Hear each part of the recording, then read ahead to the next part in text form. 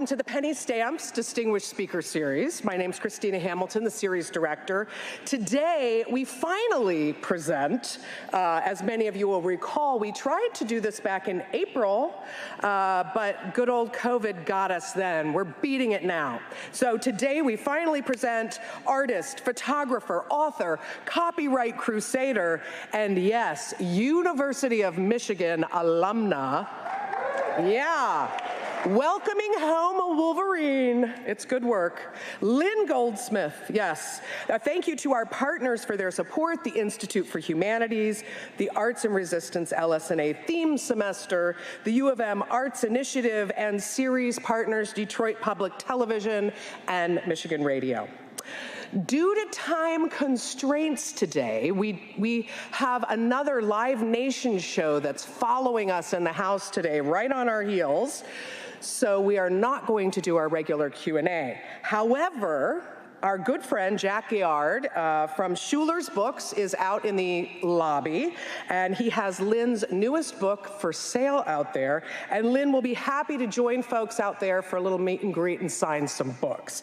So no Q&A, but you can join Lynn in the lobby directly following the stage program. Please do remember to put silence on your cell phones. And a few words of introduction on our guest. Over the past 50 years, Lynn Goldsmith has been an inventor, a filmmaker, a director for network television, a co-manager of a rock band, a songwriter, a recording artist, a business owner, the copyright crusader, and consistently through all of it, a photographer. Her photographic images have won a plethora of prestigious awards and are in numerous museum collections, from the Smithsonian National Portrait Gallery and MoMA to the Rock and Roll Hall of Fame. Her editorial work has appeared in publications including Life, Newsweek, Time, Vanity Fair, Rolling Stone, Sports Illustrated, Interview, The New Yorker, too many to name. The subjects have varied from entertainment personalities, sports stars, film directors, authors, from the extraordinary to the ordinary man on the street. She also founded the first photo agency focusing on celebrity portraiture, representing over 200 worldwide photographers, and part of this founding for her was to make more photographers aware of the importance of copyright. For the past 4 years, she's been fighting a legal battle with the Andy Warhol Foundation, which went all the way to the Supreme Court. Many of you will have heard about it. This past May, she won. Yeah. So, before Lynn joins us here on stage, we're going to hear from the people who really know her best, her friends and her subjects, these folks in their own words. Lynn is known primarily for the musicians she's taken pictures of, and her body of work is just extraordinary. But really, she's an artist equal in stature to anyone she's ever photographed. And she's a genius at it.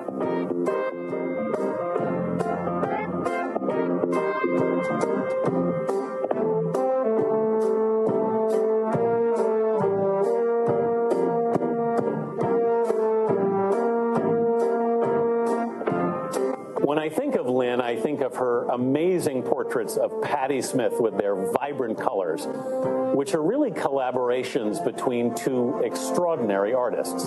Whenever I hear Roger Daltrey's name in my mind, I immediately see Lynn's portrait of him, those playful blue eyes popping up from a blue sea.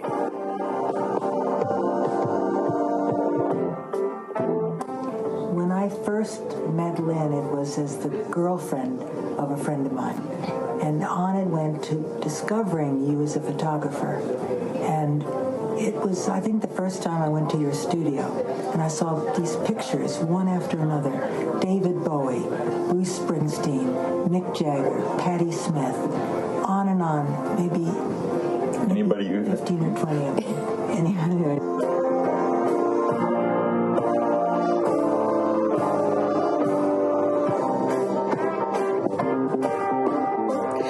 One of the most extraordinary works of the last couple decades is the collaborative, monumental work that Lynn Goldsmith has made with Patti Smith, one of her dearest friends.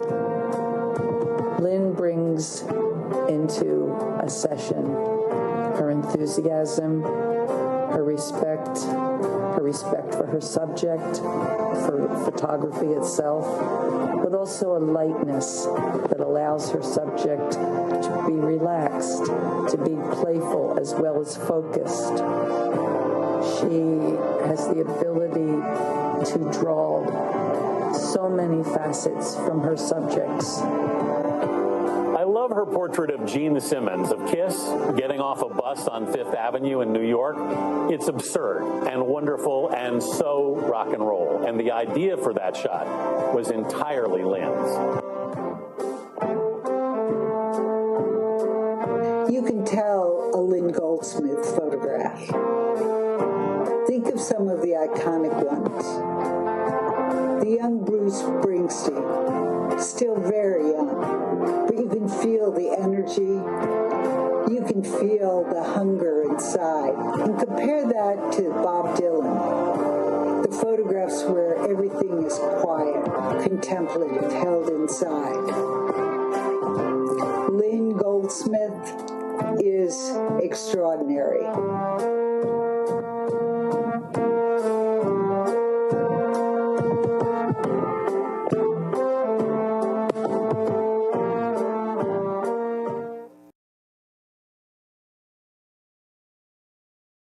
Except, why isn't this working?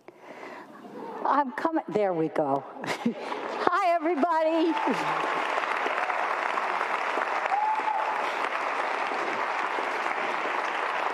I have to tell you, it is so wonderful. All I ever wanted to do was get out of here, okay?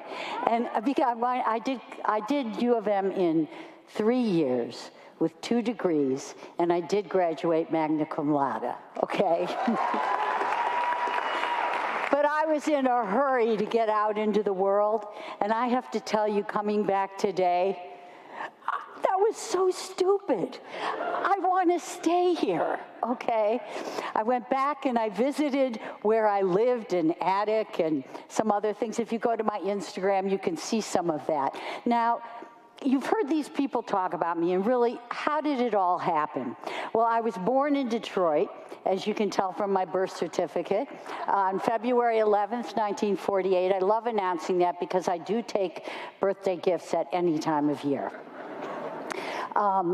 And this is when I was approximately, well, here I was 6 years old. When I was 4 years old, I was sent off to a camp because my parents were getting a divorce. And that was very unusual in 1954 in Michigan.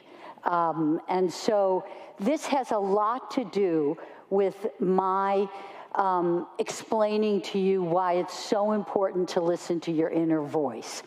My dad was a serious amateur photographer, so the time that I did get to spend with him on weekends was time where he wanted to make pictures because he wasn't working.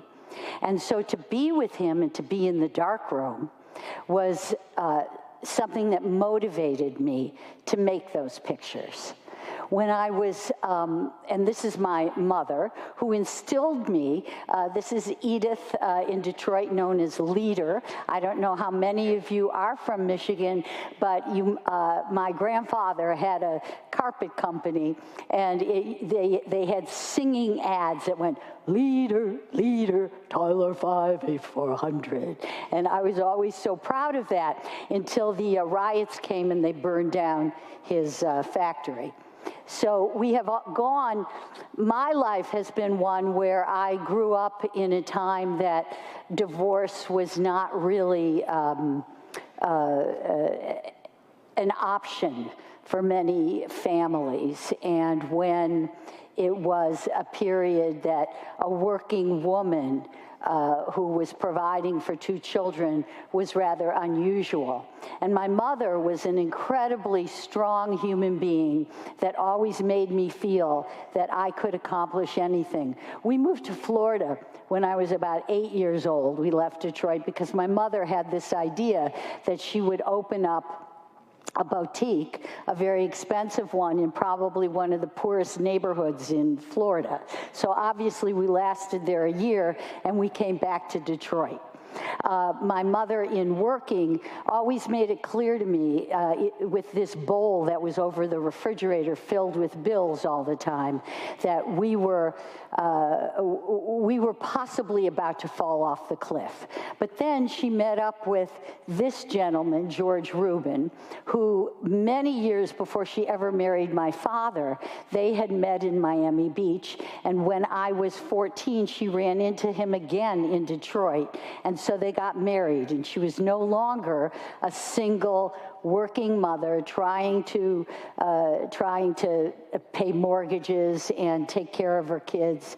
And so we moved to Miami Beach, and my stepfather he came from a family that had owned basically the ocean front from 1st Street to about 40th Street. So it was like being lifted into another world. And when that happened, not only did I hate him for taking me out of Detroit and my friends and my relationships with my family, but I didn't like him telling me to eat vegetables 3 times a week, or even that I should eat with silverware instead of my hands.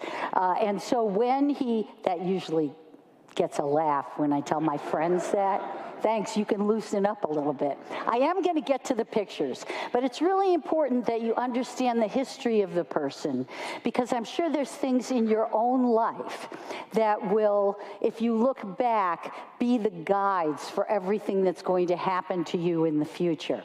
So George, my stepfather, wanted me to like him, and because of his relationship with all the hotel owners in Miami Beach, he got me tickets to see the Beatles. And I could even be in the lobby when they first arrived. The Beatles arrived on February 13th, 1964. This was my 16th year of being on Earth. I was born February 11th, and he thought that was a great gift for me. What he didn't know, me being a Detroit and rhythm and blues girl, I'm a Motor City girl, okay, was that I thought the Beatles were total geeks. And that they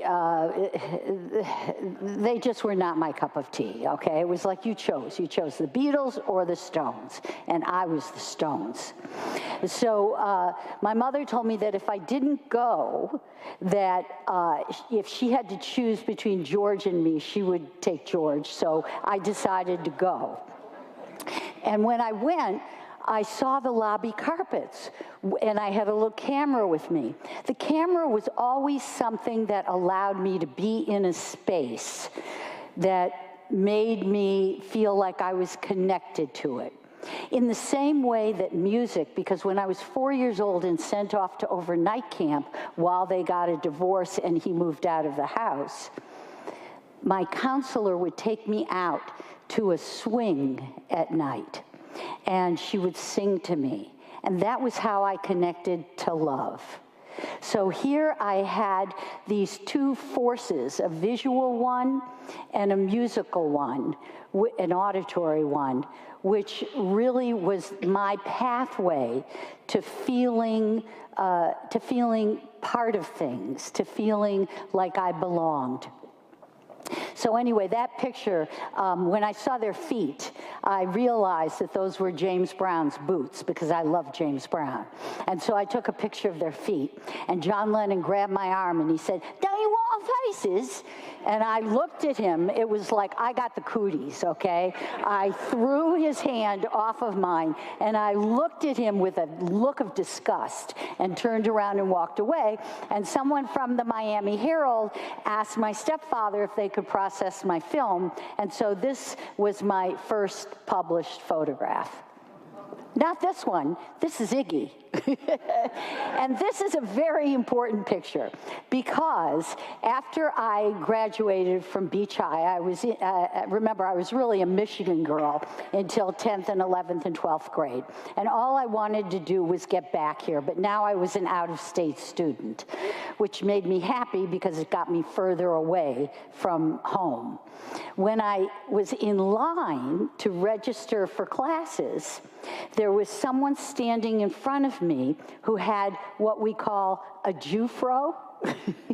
And there was myself, who my sister was a painter and an artist who lived in New York City. And here no one had bell-bottom jeans, and I had striped bell-bottom jeans, and I had this long hair, which everyone else was wearing, like, I don't know, Weejuns and little cummerbunds. And so next to me was a guy that looked like me.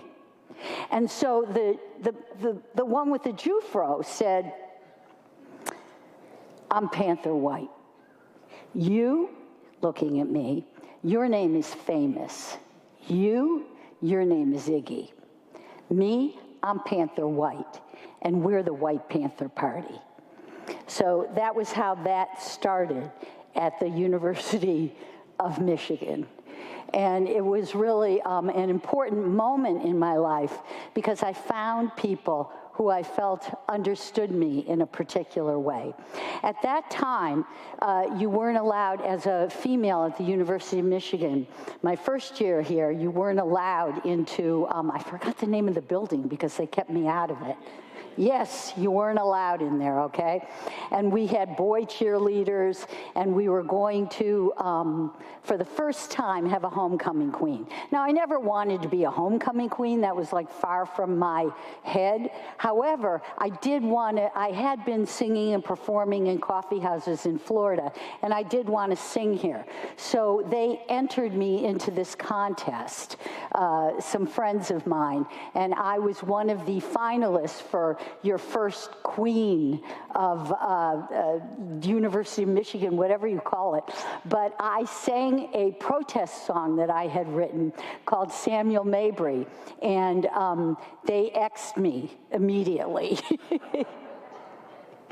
And so I was in a band here called The Walking Wounded. And that was one of the ads. This was our phone number in case you wanted to call us up and hire us. And we also played places like the Grandee Ballroom. Now, I had a belt on my bell-bottom jeans, which I cut into and put on my hat. And then one day when we were opening at the Grandee Ballroom in Detroit, we went to a party, and Jimi Hendrix was there, who I idolized and couldn't speak. And he said he liked my belt, and I took it off and gave it to him. And it wasn't until many years later, things happen in life. It's always like 6 degrees of separation. It wasn't until many years later that I saw the cover of Rolling Stone by Baron Woolman, and he too kept my belt, and he wore it on his hat. Thank you. Very proud to have any association with Jimi Hendrix. I do a lot of things in my life, but that gets the claps, okay? Okay, so this is from my band, The Walking Wounded, and my manager had given, I think I'm going backwards my manager had given me this jacket. As I said, throughout my life, I have always made pictures. I've done a lot of different things, but that is the one form of artistic expression that has been, that has been my vehicle for just existing. And so this jacket, when I did start shooting people, I would put it on them. And I'm just going to cut to a side story here, because you can see it on Bruce, and you see this. This is actually, what happened was I did a book called Rock and Roll Stories, and this story is in there. Bruce is on the cover. He's going like this, shush, don't tell the story. But I was photographing Bruce, and this jacket is just not Bruce at all. Just like you saw, it wasn't Rick Wakeman's of Yes or Daryl Hall's that you saw in the shop before this. And so after you know, a few different backgrounds or whatever, he said, I'm really not comfortable in this, and he took it off. When this book came out, I went to the Rock and Roll Hall of Fame because I had an opening there, and they had the jacket in a case, in a plexi case, as like Bruce Springsteen's jacket, okay? So I went, that's not his jacket, that's my jacket. So when I went to go do another book, I called up Meredith, who works at the Rock and Roll Hall of Fame. I said, could you get me a picture because I want to tell that story? And she said, oh, I can't. She said, we loaned it out to the Elvis Museum at Graceland. It's in Graceland. Well, I got news for you. Bruce and I once tried to break into Graceland and a dog chased us out, but now I got into Graceland, okay? There's my jacket in Graceland. That deserves a clap. Okay, so this is back U of M time. I noticed today, I almost went over, okay? It's happened all my life. I almost go over, but not.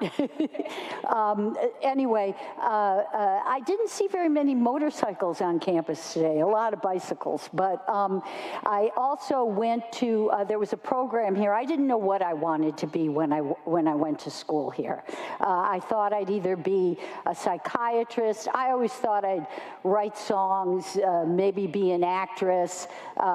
Who knew? All I knew was I wanted to get out in the world. And I got this thing where University of Michigan had an exchange program to London to go to RADA, the Royal Academy of Dramatic Arts, so I went there. And after going there, I decided that what I wanted to do was direct. And this also came from me making self-portraits of myself. This is where I visited today. I lived in an attic on North Division Street, right across from St. Andrew's Church. And there's a longer story behind that, but I have so much I want to show you and say that I'm just going to talk really fast. So anyway, I graduate from college, and I get out there, and I run around to production companies thinking that they'll hire me to be a production assistant, and then I'll become a director, and that's not what happens at all. They either say you're overqualified, you're underqualified. So I'm not exactly patient. I want to move ahead. And I always feel that no matter what, you go for what your voice is telling you, and you will figure out how to financially make that possible.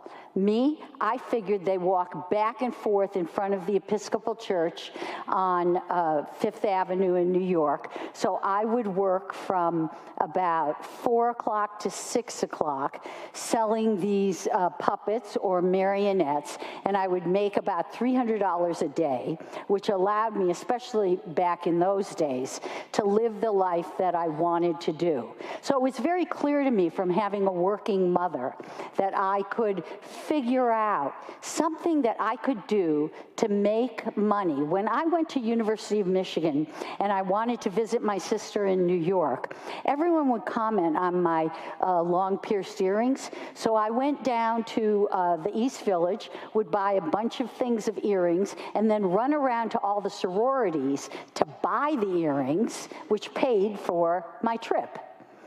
So it wasn't just like, I'm going to be an artist and I'm going to make art. I came from a background that taught me you have to be able to earn your dreams. You work hard and you earn them. They don't just happen.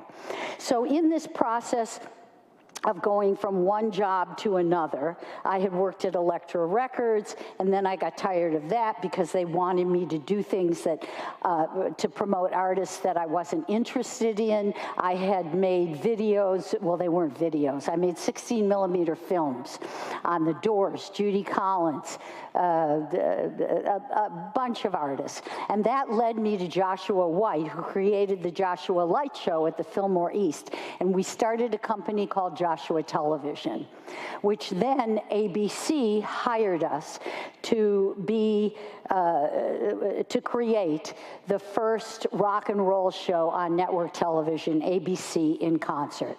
And while I was doing that show and directing, there were opportunities that happened. This is at a thing called California Jam. And at California Jam, Don Imus, who's a very famous radio DJ, got drunk and couldn't perform the interviews that were necessary. So I said, hook me up, I'll figure out how to direct, have a 1-inch camera on me, and I'll talk and do that at the same time. Because I always felt, my voice told me, Lynn, you can do this. Maybe it was my mother's voice who always said that to me, but I realized from listening to her and having it been successful that if I put myself out there, what's the worst thing that could happen? Interviewing Jackson Browne, as you can see, there were this was my lighting team, and that's Joshua above me. There were very few women out there, especially directing network TV at like 22, 23 years of age, and it was very difficult for me. Then I got tired of the network wanting me to do the same thing all the time, and so I asked if we could do a special on Grand Funk Railroad. Grand Funk Railroad had just put out an album called Phoenix, and there was in New York something called Phoenix House, which was a halfway house for drug kids. And so they had a manager who I met during this special, and I thought he was so cute. It was like, I don't need to be at ABC TV. He needs me for Grand Funk. So I had saved up enough money that I came up with an idea of We're an American Band and what would needed to happen for them to not only have a #1 single, but to become the #1 band in the world. And I had enough chutzpah, or balls, however you want to put it, to feel so that I had a vision that no one could stop me. And I said to Andy and to the band, I would work for nothing. But when they had a #1 single in all 3 of the record business trades, that I would be co-manager. And so that's what happened. And I did all the design for everything. I was very happy for a while because they listened to me. I got Todd Rundgren, who was my friend and who the press respected. They hated Grand Funk. They were tired of them from Terry Knight. They didn't think much of them. Grand Funk had never had a hit single, but they loved Todd. And that was one of the reasons I put them together. At the same time, always making pictures and putting them out there to publications. And I understood clearly that if you could create something of value for other people, you don't think first, like, what's of value for you? You think, what's of value for them? And do you want to make that happen?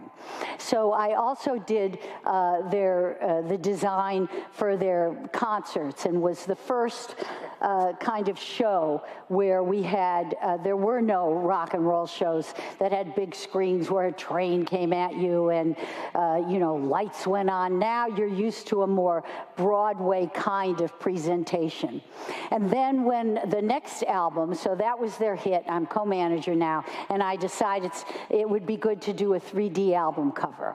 And during the time of doing that 3D album cover, Ansel Adams called me up, and he said that he had been working with Polaroid to try to figure out how to do certain things in 3D, and he'd seen this cover, and he wanted to know how I did it. And I said, well, let me come and live with you for 2 weeks, and I'll tell you.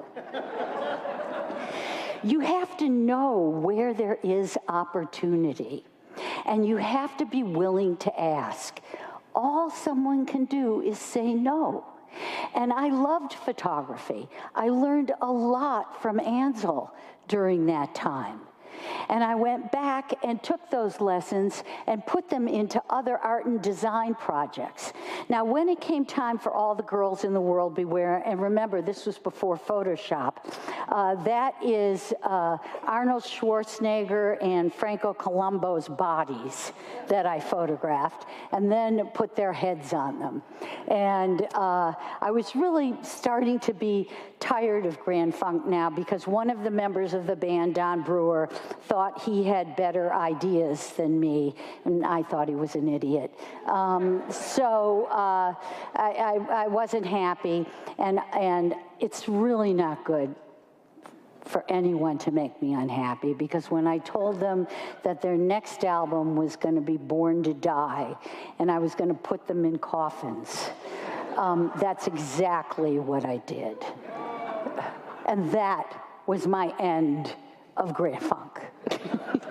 But it got me to say to myself, what is it you really want to do, Lynn, okay? And pictures, the camera is a tool for a passport, for meeting people, for making new friends, for learning about the world and more about yourself. And one of the big lessons for me was when I went to photograph Bob Dylan. I got a call. Todd Rundgren had a studio called Secret Sound, and that was actually how I met him when I was writing songs early on in New York. And Moogie called me up, and he said, Bob Dylan's here, and you got to come down and make some pictures. So I jumped in a cab. Now, mind you, I have never felt that anyone was godlike or above me in any way, except for Clark Gable, Fred Astaire, and Bob Dylan. So when I got in the cab, I said, I'm going to shoot Bob Dylan. I'm going to shoot Bob Dylan. And I was just sitting in the back of the cab like a crazy lady. I'm going to shoot Bob Dylan. And the cab driver pulls over and he says, get out of my cab. I don't want no assassins. So I said, no, I'm a photographer. So I knew the studio, and it opens up right into the control room. And I know Moogie, and I knew he probably didn't ask Bob or even tell him I was coming. So I better introduce myself and ask for the picture immediately, which is what happened. As I was going up in the elevator, I said, Lynn, are you a fan or are you a professional photographer? Is that who you are? And obviously, I chose professional photographer. So the door is open, I go in, Bob is standing right there. I immediately walk up to him, stick my hand in his and say, hi, I'm Lynn Goldsmith, and I'd really like to make some pictures of you. Hello, he said, I have a photographer here. And he points to Ken Reagan in the corner. And he said, I have a photographer.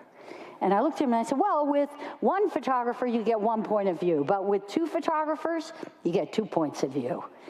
And he said, oh. And I said, I can shoot, right? Always go for the positive. Always go for the positive. I didn't say, can I shoot? I didn't say, will you let me shoot? I said, so I can shoot, right? Right. And that sort of set me off on a path of feeling I could ask anything, do anything. If you don't know these people, that's Keith Richards, Linda Ronstadt, Michael Jackson. I'll tell you the Michael Jackson story on the roof, but there's so much to tell you. Sometimes I was making films while I was shooting, you know, and it provided me the opportunity to just do what I wanted without crews of people. But I got into a place where I also liked helping people to change. And my cousin Donna, who had studied hairdressing, was also good at hair and makeup. And so when I saw Pat Benatar like this, I went, no. So Donna cut off her hair, and Donna did makeup on her. And no one was really doing hair and makeup in those days. So that also gave a certain look to the pictures. It wasn't always easy, even if you did make them look good. I actually don't like her. Anyway, let's move on to LL Cool J. LL had never been photographed before me without his hat on, okay? So I wanted to get that hat off because I think bald heads are great. I do not think anyone should be ashamed of being bald. Yes, and that's who you are. What, are you going to wear a hat for the rest of your life? So anyway, I decided the way that I would do that would be to get a big throne and a crown and get him in the crown first, right? And he'd love that. King of the rappers, that's what I told him. And then I got the first shot of him. He let me shoot him without his hat on. And from that, he got an acting career, okay? Did I get a piece? No. But, you know, there were always all kinds of people, from Run DMC to James Taylor to, you know, Mark Wahlberg. But there were also, you know, at the same time, I photographed movie stars. I photographed, this is Dr. Timothy Leary right before he died, Eddie Murphy, Berezhnikov. It's an amazing Marty Scorsese. And even opportunities to learn how to jump out of airplanes at 20,000 feet so that I could photograph the fearless Tony Robbins. You know, the experiences that one can allow themselves if they are willing to risk is, I think, what makes life meaningful. So I've traveled the world having nothing to do with celebrities at all, whether it's Russia. This photograph, normally my pictures of me are a self-portrait, but this is not. This is made by Betty Ford. I just want it up here because I love saying, you know how Clinton got all this, he got a lot of throwback because of all the celebrities who slept in Lincoln's bed. I slept in Lincoln's bed when Gerald Ford was president, okay? My U of M, he is also an alma mater, okay? And I told Betty Ford how in love I was with Abe Lincoln, which call me sick, but I was. And so she invited me to stay, and she took my picture. Just had to share that story. But, you know, I've worked on Empire Strikes Back. And sometimes when you're doing all of this, as you can see in this self-portrait in London, I'm tired. And it's time to change it up. So anyway, this is just, you know, some of the album covers that I've done and the magazine covers.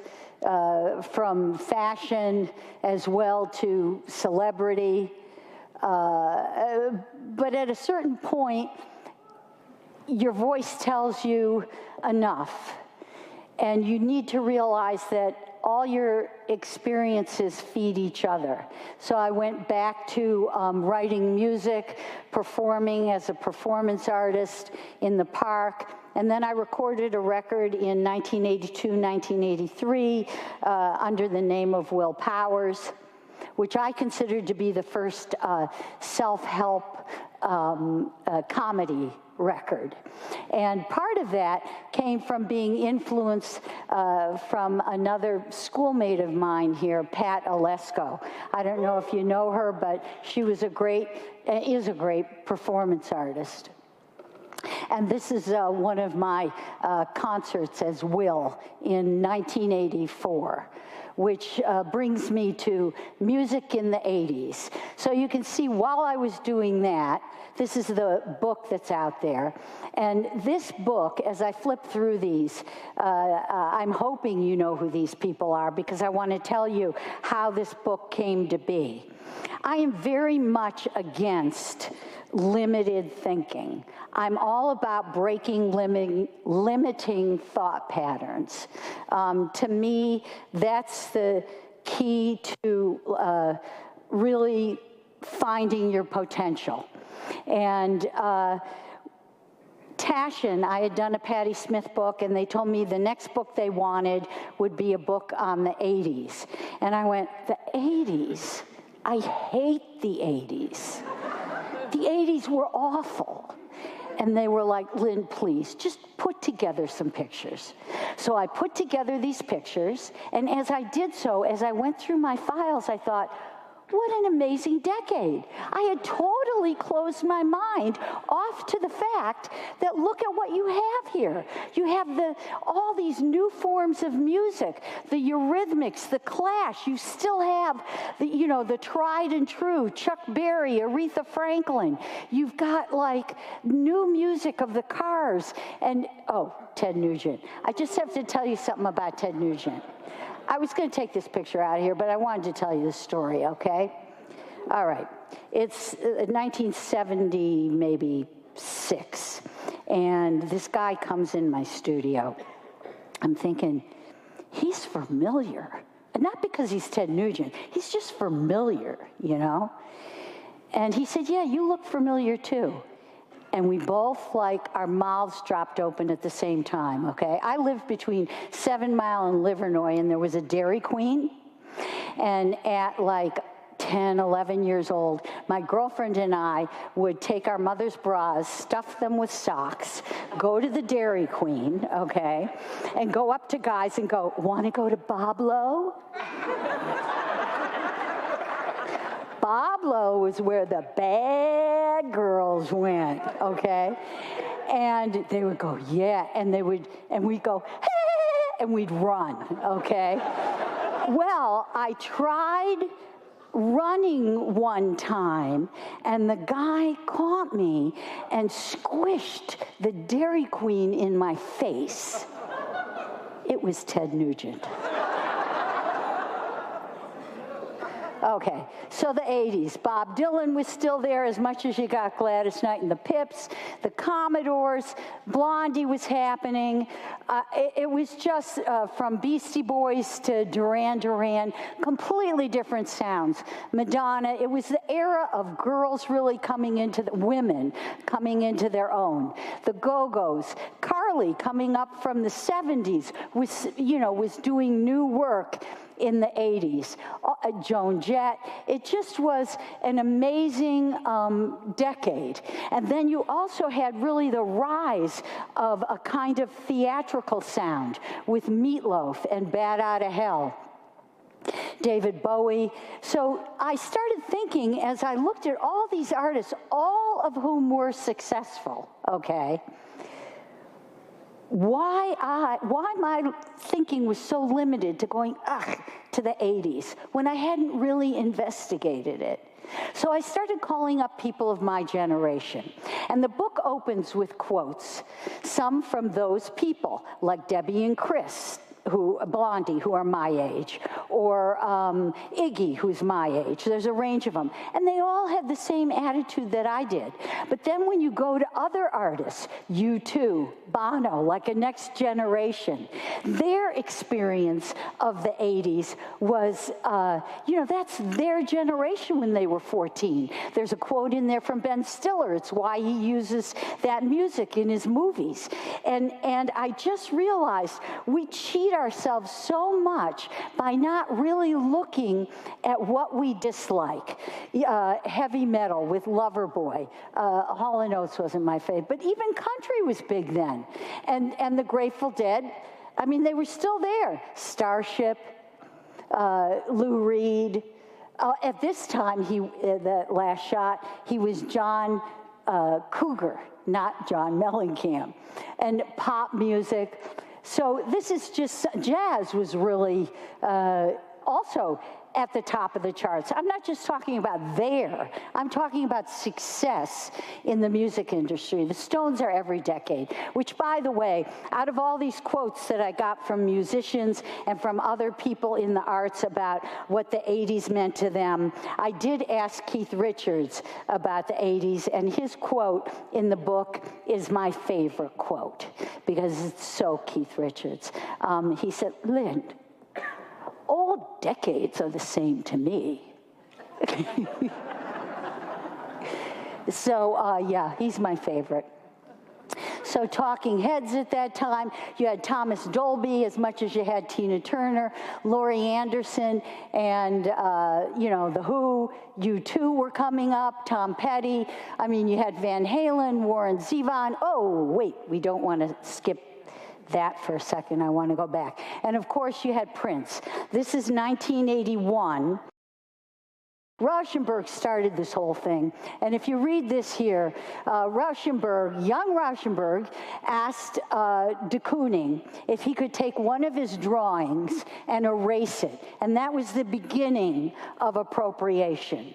He got William de Kooning's permission.